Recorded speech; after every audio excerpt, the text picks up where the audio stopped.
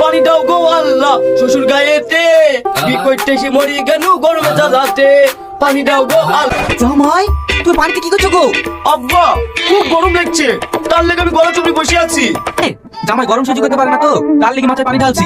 এইভাবে পানি ঢালে কোনোদিন বিপদ হয়? আর ঘন্টা বন্ধ রাখো। আমি বিপদ দিয়েছি, বিপদ তো কি করে বিপদ হবো? আমার তো ঠান্ডা লাগা জ্বর, বিপদে গেলেই তো ভিজে যাবো।